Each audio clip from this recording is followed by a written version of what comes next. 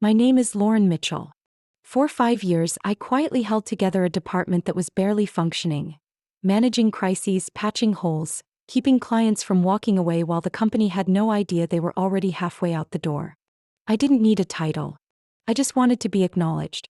But that night at the party everyone said was for me, my boss raised his glass with a wide grin and announced a promotion for someone else. Someone who had only been there for 6 months. Amid thunderous applause and golden lights, I sat there smiling. But inside something broke, and something else began. Have you ever been betrayed by the very people you trusted the most? If you felt that before, share your story in the comments. Hit like and subscribe to follow along with me. This story is only just beginning. I left that party to the sound of laughter from people I once thought were on my team. The late-night Boston wind slipped under my collar, icy but not as cold as the hollow feeling in my chest. I walked home, each step as heavy as the 5 years I carried alone. People only saw the outcome. They never knew what I left behind just to keep that company afloat. Over a year ago, I was the only one who caught a mistake in a financial report sent to a major federal client, Grant Technologies, a key partner of the Department of Defense. One wrong digit could have led to a lawsuit worth tens of millions of dollars. When I brought it to Mark's attention in an emergency meeting, he didn't look me in the eye. He snapped, "We don't have time to fuss over numbers. It's already sent. Leave it." I didn't accept that. I stayed up 3 nights in a row, quietly worked with the contract lead at Grant, fixed the entire file, and resent it with a sincere apology on behalf of the company. I didn't sign my name. I didn't ask for a pat on the back.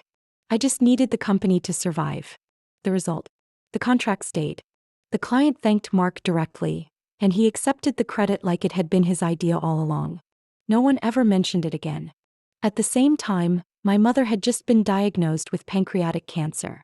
The doctor said she might only have a few months. I postponed a wedding I had planned for nearly a year, indefinitely. I took care of her every morning and late at night and still worked full-time during the day. Reports, projects, timelines, all delivered on time. No one at the office noticed I was falling apart outside those glass doors. Mark never asked if I was okay. He only asked when I could wrap up the logistics project for the Ohio client. I nodded and kept going. 3 months ago, Chloe, the same woman Mark had just promoted in my place, made a serious mistake. She accidentally sent an unapproved data presentation to an investment client, and they threatened to pull all their funding. I was the one who caught it. I sat with Chloe the entire evening, helped her rewrite the file, drafted an apology, and rebuilt the client's trust with a single 27-minute phone call. I didn't blame her. She was young, inexperienced. I had been there once. When we were done, she hugged me in the parking lot, eyes red. "I owe you my whole career. I'll never forget what you did for me." 3 months later, I listened to her speak at a company-wide meeting. "I'm truly grateful for the chance to prove myself, and I'm honored the company trusts me with this responsibility." Not a single mention of me. Not one glance of acknowledgement. I wasn't angry. I was just tired. I remembered a meeting from over a year ago when I proposed redesigning our entire client management system to reduce risk and scale faster. Mark dismissed it in under 3 minutes.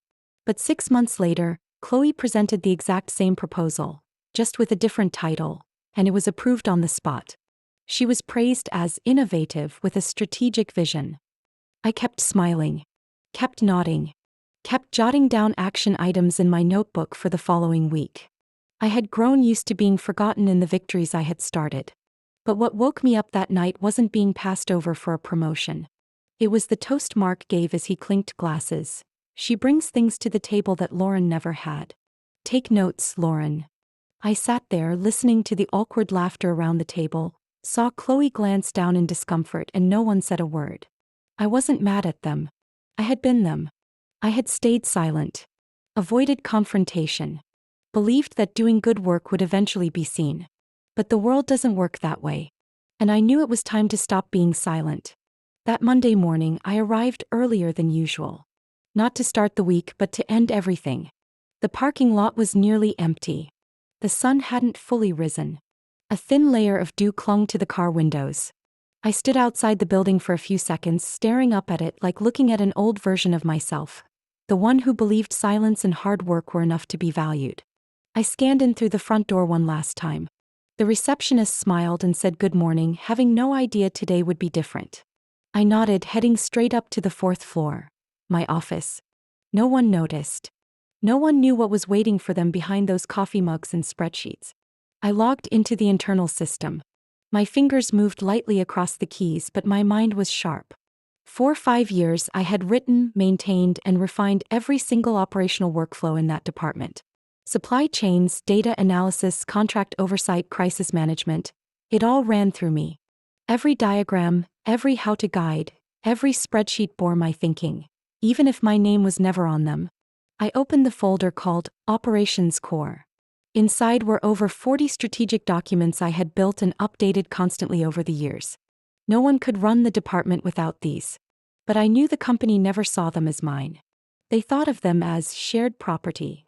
The kind someone else could lift, repurpose, and present as their own. I hit print. The conference room printer began to hum, one clean page after another sliding out. I checked each file carefully, organized them into folders, labeled each one clearly. Data crisis, client escalation response, internal risk planning. What I had written in silence now lay neatly on the table, witnesses to what they were about to lose. Before revoking all my access, I embedded a tracking code into the system. A simple but effective tool. Every time one of those documents was opened after my departure, a notification would hit my private email. I didn't need to interfere. Just observe.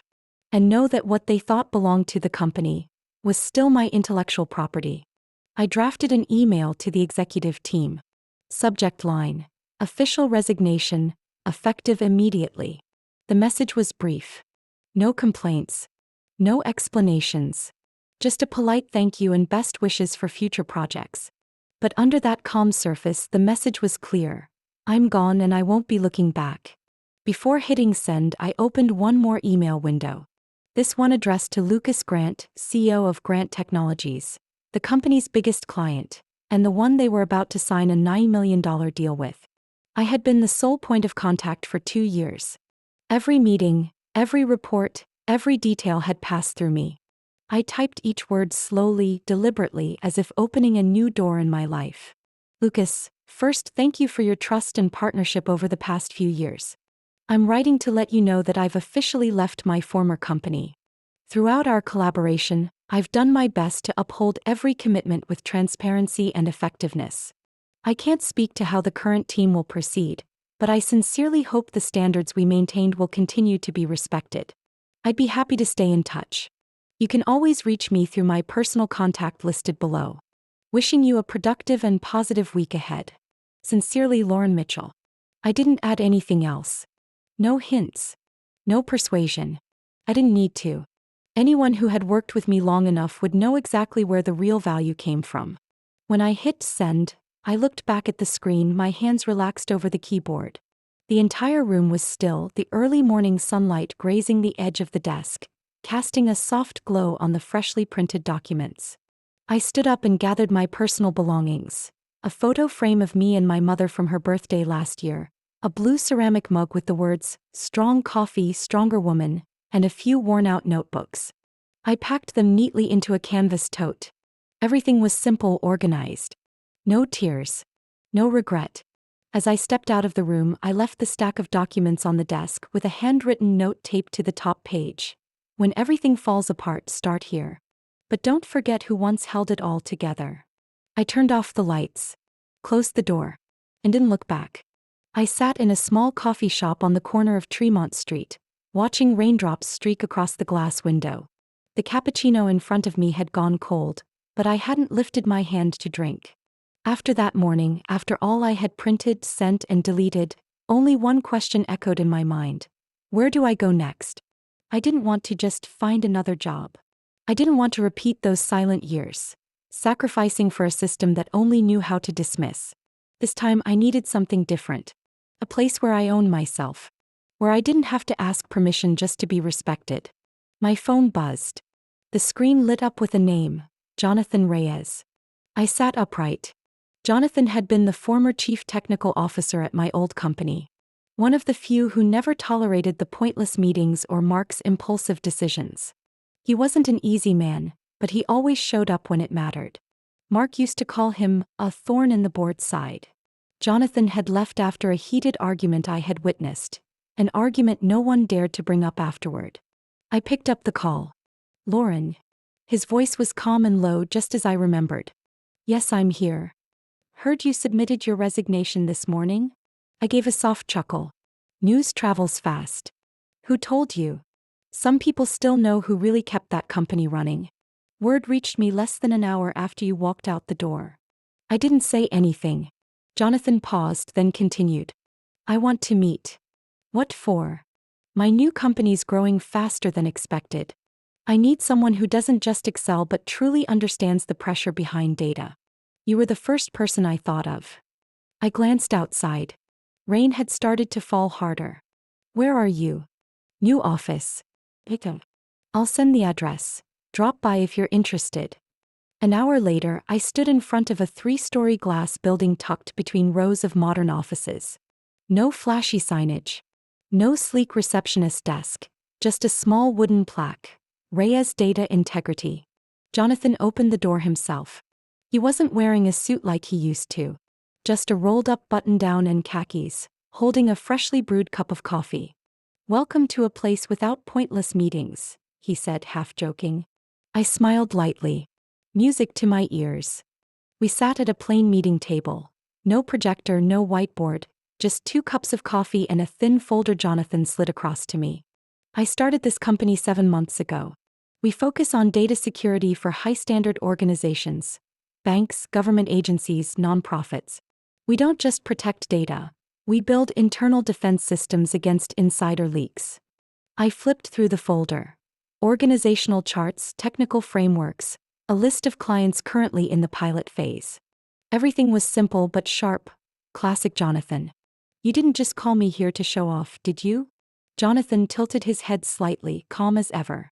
I want you to be our chief operating officer. Oversee all operations, staffing, client relations, and expansion. I was silent. In my head, hundreds of memories played back. Sleepless nights, meetings where I was talked over, projects where my name was erased. And finally, applause meant for Chloe. Jonathan watched me like he already knew what I was thinking. But I have conditions, I said, voice even. Name them. I want full control to rebuild the operations team from scratch. I won't work with yes men. And I want direct authority over all strategic clients. He didn't hesitate long. He nodded. Agreed. But one more thing. I don't want a COO who just directs from behind a desk. I need someone who rolls up their sleeves, who challenges me, who says no when I need to hear it. I looked him straight in the eye. Then I'm exactly who you're looking for. We shook hands. A short handshake. No theatrics, no rehearsed lines, but firm enough for me to know. This was a place where I would no longer be smiling silently at someone else's celebration. Jonathan showed me the office next to his. The space was bare, just a large window looking out over a distant park and white walls still carrying the scent of fresh paint. If you say yes, this'll be your office. You can start next week. I stepped in, standing in the center of the empty room, feeling like I could finally breathe after years of drowning. I turned back to him and said quietly but firmly, not next week. I'm starting today. I began the new role with an energy I hadn't felt in years. No more judging stares. No more meetings where I was told to tone it down. Every morning at Reyes Data Integrity, I stepped into a role that felt true to my skills, my experience, and the person I had spent years fighting to protect. Jonathan kept his promise. He gave me full autonomy on hiring, operations, and client management. The team came together from the ground up. Quiet people who delivered results. No one stole credit.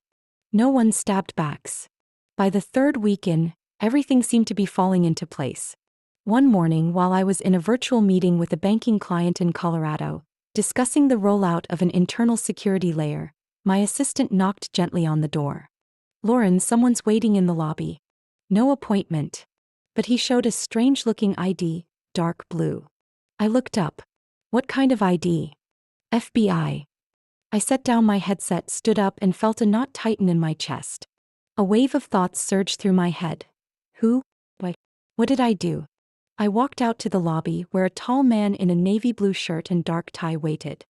His expression wasn't tense, but his eyes were sharp. "Miss Mitchell?" "Yes, that's me. I'm Special Agent Jason Monroe with the Federal Financial Crimes Division. Do you have a few minutes?" I nodded and led him into a small conference room.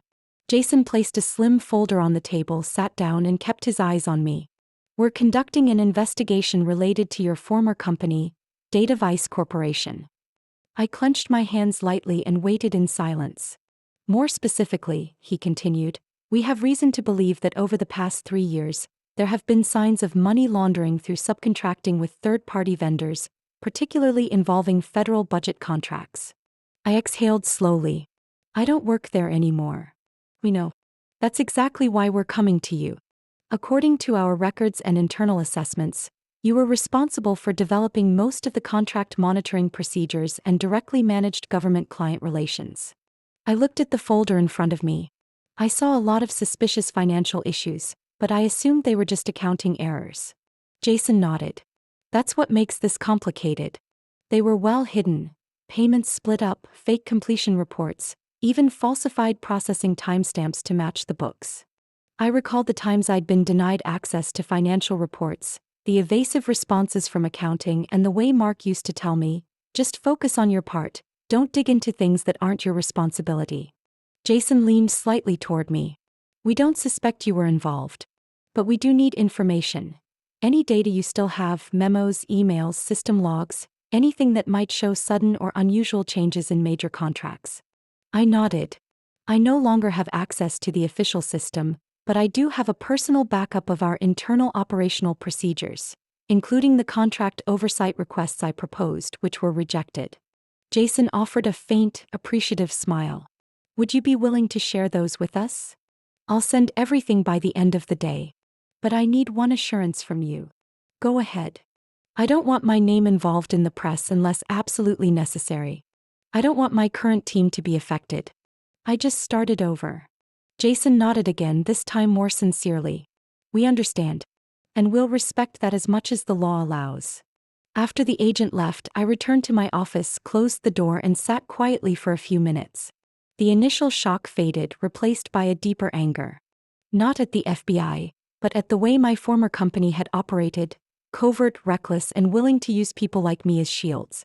I opened my laptop and accessed a private folder where I had kept all my notes from meetings, rejected proposals, and financial flow analyses I had once questioned but no one cared to review.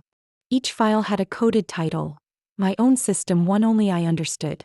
I attached nearly 20 documents, added a few clarifying notes, and sent them through an encrypted email as instructed by the FBI. Then I shut the laptop, stood up, and walked to the window. Outside, the city kept moving.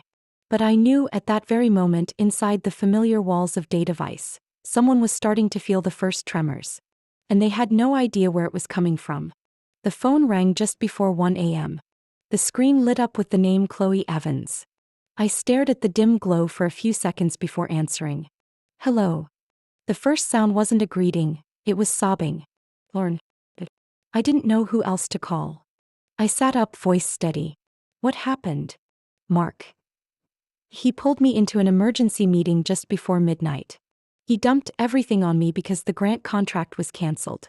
They said I was careless, inexperienced, that I didn't oversee the technical side or understand the operations." He yelled at me in front of the entire executive team. I could hear her short, panicked breaths, each word catching in her throat. I tried so hard. I've barely slept in weeks. I did everything he asked. But when things went wrong, I was the one they threw under the bus. I leaned back against the wall, staring into the darkness outside. "You chose that position, Chloe." She went silent. "And with that position comes responsibilities they don't teach in orientation.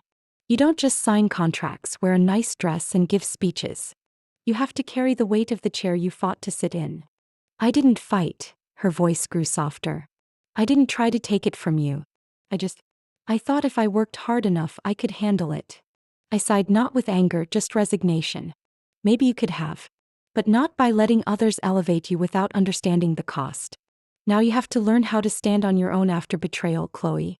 Not just from others, but from yourself." The call ended in silence. No abrupt hang-up. No thank you. just breathing and a long pause before the line went dead. I set the phone down but couldn't go back to sleep. Images raced through my mind. Mark waving to the press, Chloe standing in the boardroom reading a plan I wrote, my face appearing on slides no one mentioned came from me. I didn't feel smug. I felt relieved. The next morning as I stepped into the office, my assistant was already waiting by the door, holding a stack of files with wide, astonished eyes. "Lauren, you should check your inbox. 3 new clients reached out in under 2 hours. One of them is Grant Technologies." I walked quickly to my desk and opened my laptop. In my inbox were 3 subject lines in bold. Request for proposal, priority. Service transfer inquiry, from Orion Secure Systems. Private, from L. Grant/confidential. I opened the email from Lucas Grant first. It was short but carried weight. "Lauren, I heard you're now working with Reyes Data Integrity. If that's true, we need to talk immediately. My team is not satisfied with how DataVice has handled the system recently, especially the concealment of a technical issue that went well beyond acceptable limits. I trust the transparency you've always demonstrated. If your current company can take over our system within the next 60 days, I'm prepared to transfer the entire contract. I want to hear directly from you. No intermediaries. Lucas Grant." I read it twice to make sure I wasn't dreaming. Grant Technologies was a cornerstone defense data contract, and transferring it to Reyes would be a major turning point.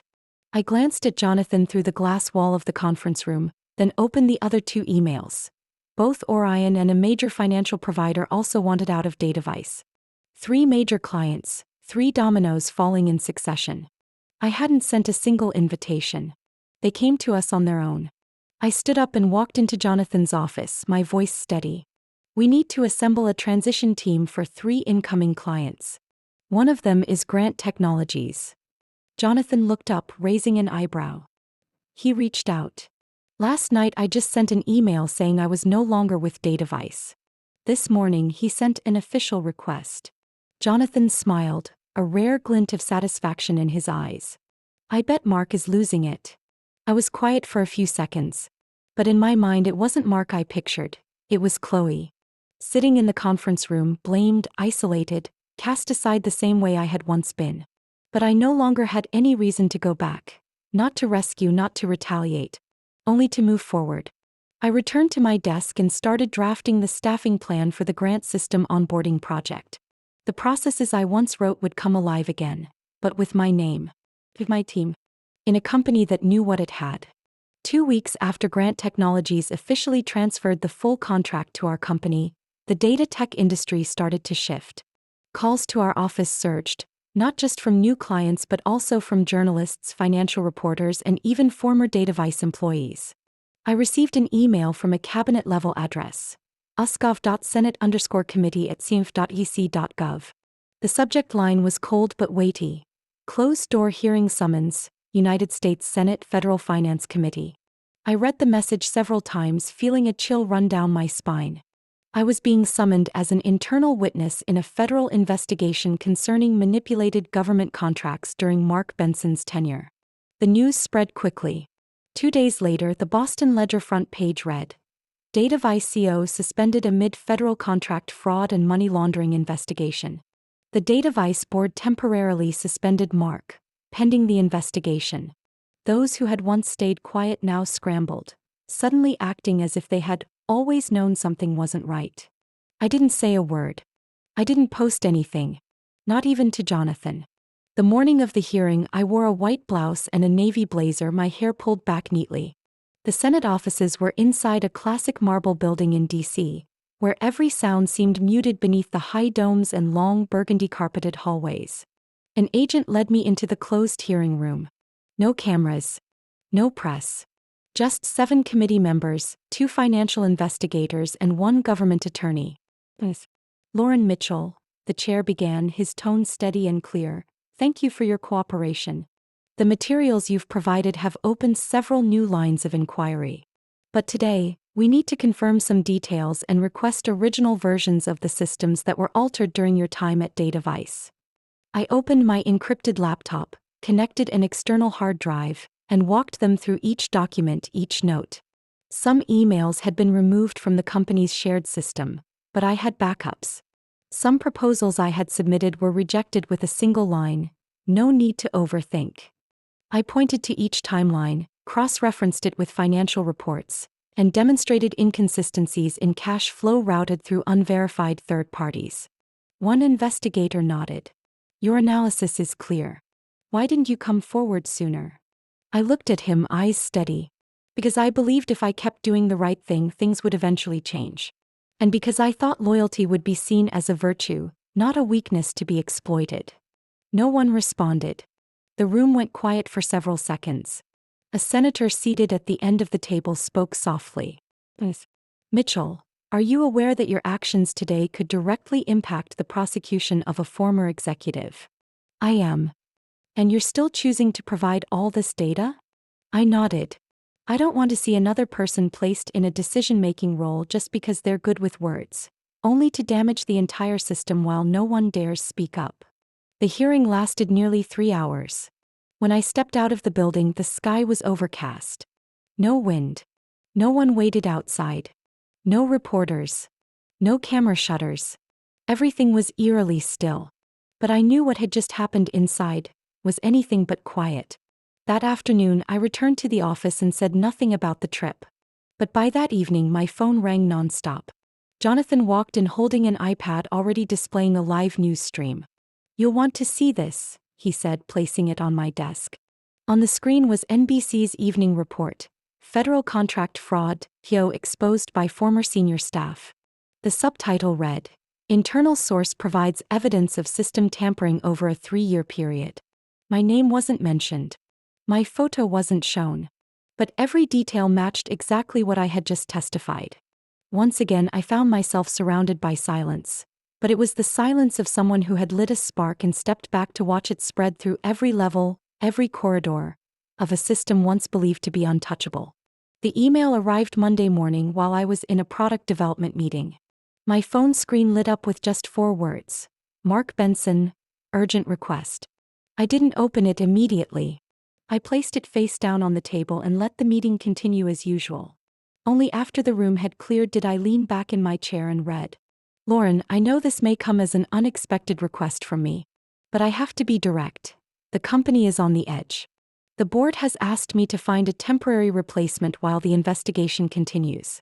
They need someone credible. Someone who can retain what's left of our client's trust and our senior team's confidence. I've put your name forward. If you still feel any connection to what used to be your home, please meet with me. The full board will be present. Time, 10 a.m. tomorrow, 15th floor conference room. Mark." I read it again, this time slower. Every word carried the weight of the years he had dismissed me, belittled me, and smiled in my face while cutting me out of crucial decisions. And now he was offering the very invitation I had once longed for, but under completely different circumstances. I didn't respond to the email. I simply told my assistant, "Block off 90 minutes for me tomorrow morning." At exactly 10 a.m., I walked into the 15th floor conference room. Everyone was already seated. The long oak table glowed under overhead lights, illuminating the faces of people who had once treated me like a shadow. Mark sat at the head of the table, no red tie, no smug grin.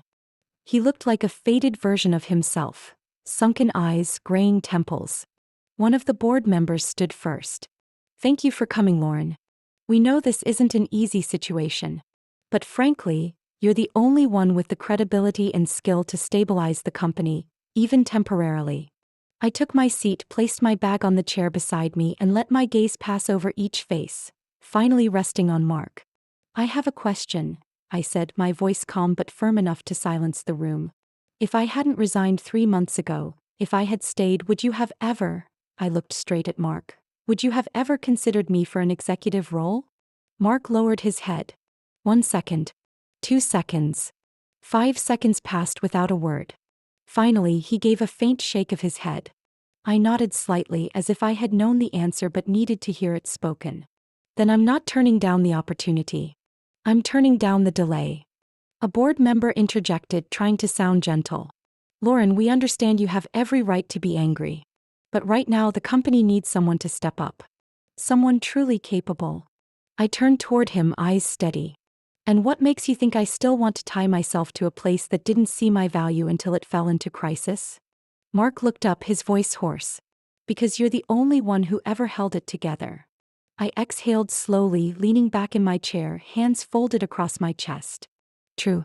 But back then no one gave me a title. I did it because I knew it had to be done. Now it's different. I don't need you. But this company needs me. No one said a word. I stood, picked up my bag, and walked toward the door. At the threshold, I paused and glanced back at Mark. My voice was soft but clear enough for every person in the room to hear. The real question isn't whether I can help this company. It's whether this company is still worthy of being helped. Then I stepped outside, closing the door behind me. No regret. No hesitation. Just a quiet kind of silence. The kind that comes from someone who used to be ignored, now finally acknowledged, but no longer needing it. Nearly 6 months after that meeting, I sat in my new office. 3 times the size of the old one, floor-to-ceiling windows overlooking the city skyline. On my desk sat the newly signed contract with the Federal Infrastructure Security Bureau. A $12 million 3-year project to overhaul the data monitoring systems for over 60 federal agencies. I twirled a sleek black fountain pen between my fingers, the one Jonathan had given me on the day the contract was announced. Just beneath the cover of the agreement were the words, Primary Contractor, Reyes Data Integrity Chief Operating Officer, Lauren Mitchell. Jonathan walked in without knocking, carrying a cup of coffee. You'll want to see this, he said, handing me an iPad. The screen displayed a lengthy feature article in the New York Times business section. The headline was simple, but I had to read it twice. The Forgotten Woman Who Built the Most Secure Data Empire in America. I scanned each line, feeling something unfamiliar settle in my chest. Not validation. Just the relief of seeing the truth finally named. The article detailed our firm's transformation after landing 3 federal contracts, growing 240% in less than a year, with only 34 full-time employees. It highlighted the operational model I'd designed, our real-time monitoring architecture, and our refusal to play internal politics. No credit seeking. Just facts laid bare. Jonathan looked at me, his eyes soft. I never doubted this day would come. I set the iPad down and took a slow sip of coffee. The real question isn't whether it would come. It's whether I'd still be whole when it did. He nodded. You're more than whole, Lauren. You survived everything they thought would break you. Just a week after that article, our recruiting inbox received over 400 job applications. Some names were very familiar. Most were former DataVice employees. People who once avoided my gaze in the hallway, who grimaced when I spoke in meetings, who scoffed at my process proposals. One file made me pause. Name, Chloe Evans. I didn't open it right away. But after a few minutes I clicked through. There was a PDF attachment, along with a personal letter addressed to me. Lauren, I know you don't need to read this. You may not even remember who I am. But I still need to say it, even if it's late. I thought working hard would be enough to prove my worth. I was wrong. I was lifted by people who never truly believed in me, and I stood on someone else's foundation without understanding where the real value came from. I stayed silent when I should have spoken. I benefited from your sacrifices without ever facing what that meant. I'm not asking for forgiveness. I just want you to know, because of you, I finally understand what it means to lead with integrity. Even if you never choose me again, I'll always be grateful you once shielded me. Chloe. I read it several times, not out of hesitation but because every word felt less like a job application and more like an admission of guilt. And for the first time without defense. I didn't respond. Not because I was still angry, but because some lessons only sink in when the person is forced to walk that road alone. I forwarded her file to HR with a simple note. Do not follow up. But keep the letter. That afternoon, Jonathan and I attended a tech conference at MIT, the same place where I used to borrow library rooms to work late nights after classes. On stage, the moderator introduced me, and now, the woman reshaping how we think about data security and operational integrity. Someone who weathered this industry's storms without losing herself. Please welcome Lauren Mitchell. I stepped up slowly, my low black heels clicking softly on the hardwood floor. No whistles. No thunderous applause. Just a respectful silence. The kind I once longed for, the kind that only comes when people genuinely want to hear what you have to say. I stood center stage, the spotlight casting a soft glow across a face no longer young, but sharp and seasoned. I began with a story. Not about systems or growth strategy, but about the first time I had to choose between silence and standing up. I once sat in a room, I began, where every idea I offered was dismissed, not because of its content but because of who was speaking.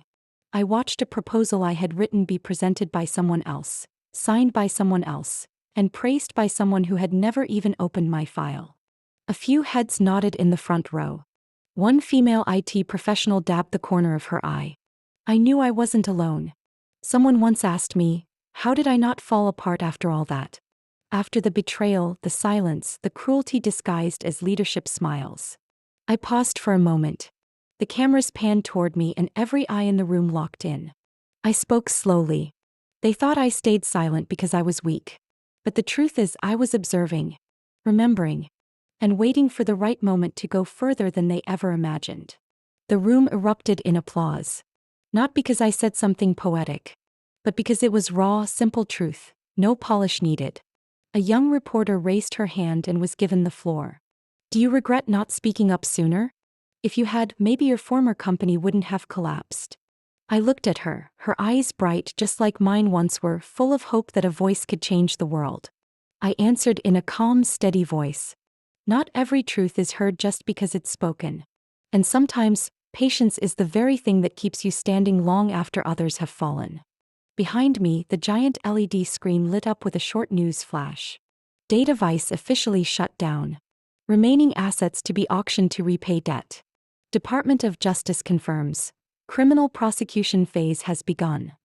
I didn't turn around to look, but the entire room fell silent. I smiled just slightly.